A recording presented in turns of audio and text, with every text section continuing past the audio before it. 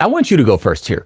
Do soulmates really exist? Ooh, you just gonna jump right in on that one? Hold on. All right, before you go, these questions, we want to work these questions into the show. We wanted to work these questions into the show because there are things in our lives that are all of us, you listening, us talking, everyone in the studio with us. Our lives are not just reduced to politics and black and white and whatever. We're on a journey. We're human beings on a journey, and we all have children that we love, and we all have family that we love, and on and on and on. But this one is just such a potent question, right? And I wanted to make sure that we can ask all these questions, but this one I'm really excited about. So anyway, without further ado, Q, do soulmates really exist?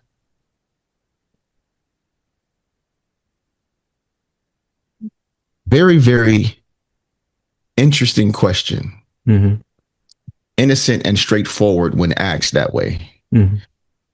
But your brother. We cannot have non-nuanced conversations here.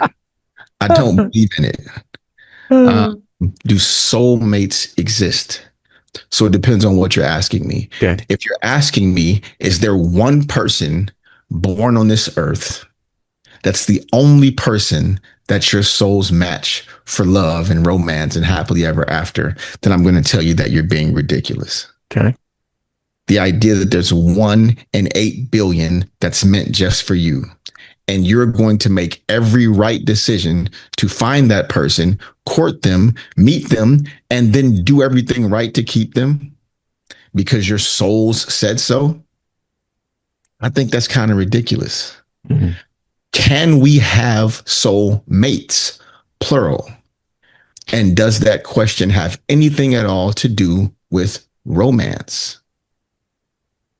Because I think that's a detour from what people assume you're talking about. I'll give you an example. Okay.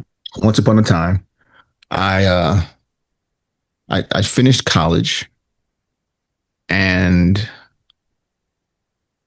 I found myself trying to figure out what was next. I was working at the mall and had no idea what I wanted to do with my life. I was, slipping into the realization that the NFL wasn't going to happen.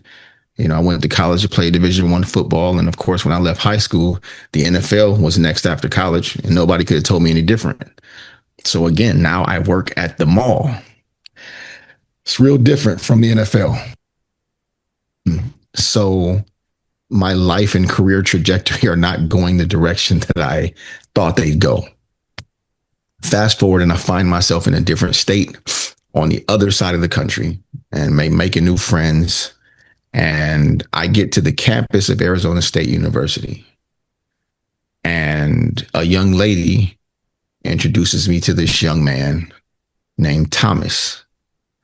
And Thomas, a very prominent and popular member of Phi Beta Sigma Fraternity Incorporated, Lambda Epsilon chapter at Arizona State University, just so happened to be parking his brand new Acura coupe on the Palm Walk Rams. Nice. It's very aggressive. I don't even know if you can get a car to that part of campus anymore, but at this moment, it was the most stuntastic thing I'd ever seen. Brand new Act coupe. He jumps out with the braids like Allen Iverson. He got the guns out, shirt on with no arms in it. You know what I'm saying? He the man. And I scream out, Blue Phi. He responds, we exchange a grip. And I might had just met my soulmate. Yeah. Less than a week later, this young man helped me move across the country. And I'll explain. I'm there for a few days. It's time to go back to Detroit. And his question is, do you have to go back? And like you said, you're working at the mall. Like what's there that you have to get back to? Now, Rams, I came to Arizona with $75, 3 draws. You know what I'm saying? The $75, 3 draws should tell you came. Yeah. And he's like, look, man, I got to go to class. But think about it. If you want to stay, you should probably stay. You don't got to go. I got a 2-bedroom. I don't got no roommate. He goes to class and he comes back from class. He's got an envelope from Bank of America and a bag from Walmart. The bag from Walmart got some undershirts, some boxer briefs, some deodorant, some toothpaste, some socks, and a toothbrush. The envelope has $1,200. And he gives them both to me and says, look, if you want to stay, stay. That's your room. If you got to go back, cool. That was 22 years ago. That man is my children's godfather today. Yeah. 5 years after that, I moved back to Arizona from Michigan because the career didn't really pop off for me that I wanted to get into. I started bartending in Michigan. I met this young lady from Detroit who was like the president of Hennessy. And because I was from Detroit, she gave me an opportunity. She says, listen, our company is launching its first new product in like 300 years. It's called Hennessy Black. We want you to run it, the whole program in Arizona. I don't know what your professional experience is, but I like you and you're from Detroit. So I'm going to give you this chance. Don't make me look like an idiot. I have no idea how I'm about to do this, but resources and relationships take you a long way. Mm-hmm. Launch this program and I'm doing very well. And one day I get a call from France. I'm from Detroit. I don't know anybody from France, but this person from France got an email forwarded to them from KNRJ. Oh, wow. 101.1. Yeah. The Beat in Arizona. Mm-hmm. Some person who I've seen, but I don't know. And our only interaction to that point, I was out with this young lady. We both saw him.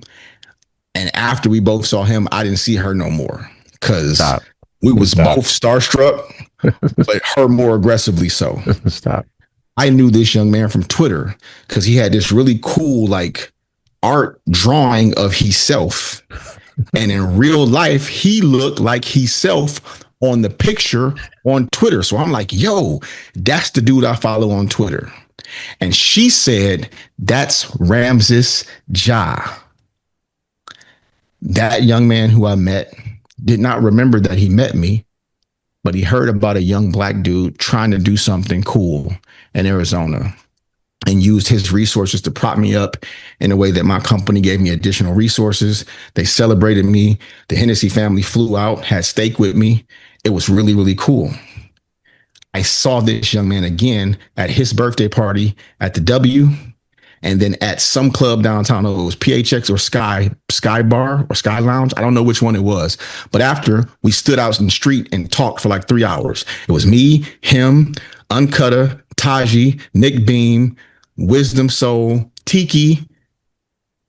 I feel like I'm forgetting somebody, but we talked for like 3 hours. Yeah. That young man is now my best friend, my brother, my business partner. We started a philanthropy together. We helped feed millions of people all over the world. And I would say he my soulmate too. So I think when people hear that question, they think romance and dating and partner. I think sometimes God has different plans than that. And your souls connect in ways that have nothing to do with that type of love. But if brotherhood can be soulmates, I met 2 of them. Yeah. 2,000 miles away from where I grew up. So forgive me for taking so long to answer that question, but you asked. No, that's the answer. And big shout out to Tommy. I see you. Big shout out Tiff Money Muller. I don't want to forget her. I don't really know what else to add to that. I second that motion. And then Tiff had all of us over to her house for food the next day. I remember. All of us just on the floor in the living room. She made tacos. It was crack. Yeah, man. I remember. Shout out Super Tiff, man. Like, I don't know what you want me to say. Yeah. All right. We love you, Tiff. All right. Man, that was emotional.